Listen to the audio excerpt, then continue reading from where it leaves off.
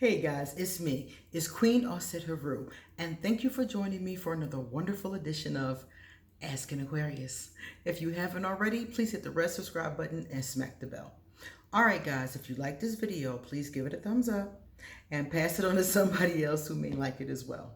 Also, if you have time, please drop us a comment in the comment section. So, I just wanted to answer a quick question today. It's a very important question though. A young lady told me that she was on astro.com trying to do her natal chart, and she does not have her time of birth.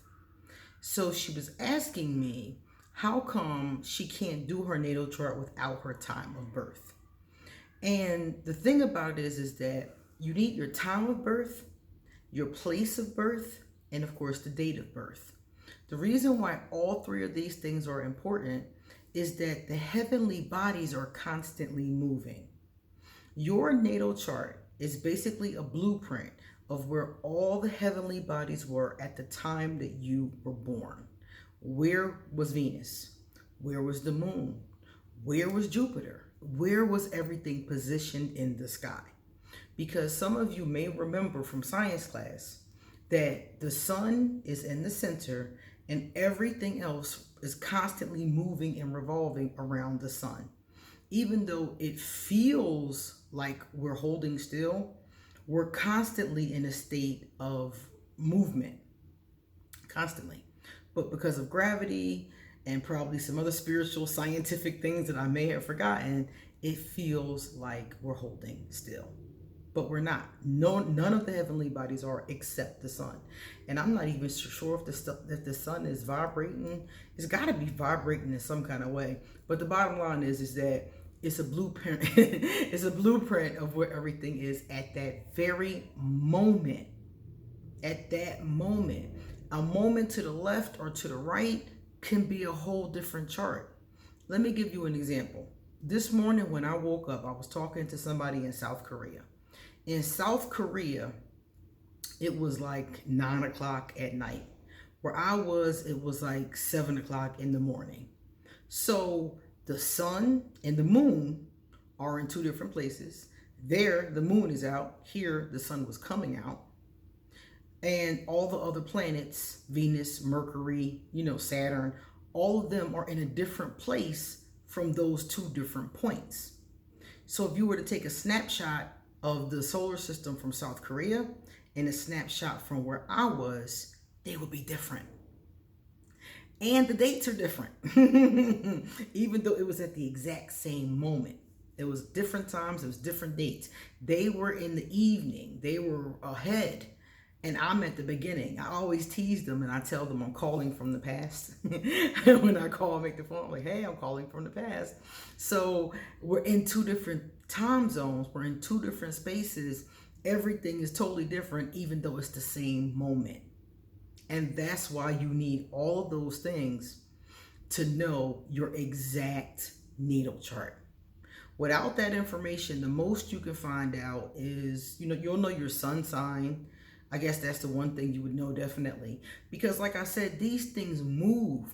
The moon moves and everything moves by degrees, So somebody who's born on February the 13th of 1977, their chart is not going to be exactly the same as somebody born on February 14th, 1977. Because the moon may have moved. The other planets may have moved, and these things move fairly quickly. Some things move in minutes. Some things take a couple days. So depending upon where and what it is, that's going to determine where it's at. Even two people born at exactly the same time in the same date, but are in, like I said, two different countries, will come up with something different. It's only specific if you have the information, date, time, place. Otherwise, you're not going to be able to get a specific chart. So that's why it's important. So I just wanted to let you guys know that, because she was like, well, what if I just do it and it's guess the time? What if I just put in 12 p.m.? And I'm like, well, okay, you can do that, but you're not really going to know if it's accurate or not, you know? I was like, you could plug in all the times and see which one is more like your personality, but even that can be deceptive because it could be nature versus nurture. So I told her the best thing to do is do her best to find out what the exact time was. And she said that she did have some other, I think she asked her mother and she wasn't sure if her father would know or not.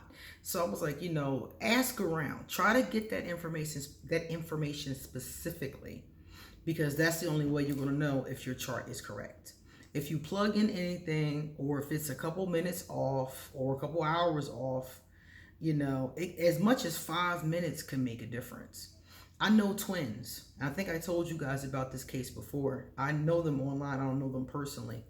And one of them was born on December 31st. And the other one was born a couple minutes later. So she was born at like 11:55 or something like that. And the other twin was born like 6 or 7 minutes later. So it's the next day. So it was really cool because they're twins, but they have two totally different birthdays, 2 different years. So they get to celebrate their birthday by themselves and they really like it, but they still get to be twins. So like I said, time, we as humans, we break time down. We break down time into hours, into minutes, into dates, into months, and this is helpful in things like astrology, numerology, things like that. Breaking things into numbers makes it measurable. So that's a really good thing. But if you don't know what those numbers are, then that's a different story. So I just wanted to tell you guys how it works and why it's important, and why an astrologer or a computer program is going to want to know your information exactly. Okay? All right, guys, it's time for me to get going. Thank you for your question. And if you'd like to get a reading done, please send me an email and I'll email you an appointment. My first one, I think, is October 21st. Also, all of my information will be underneath here in case you want to get in touch with me. So I think that's it. Come back soon because I have a lot more to say. See you later.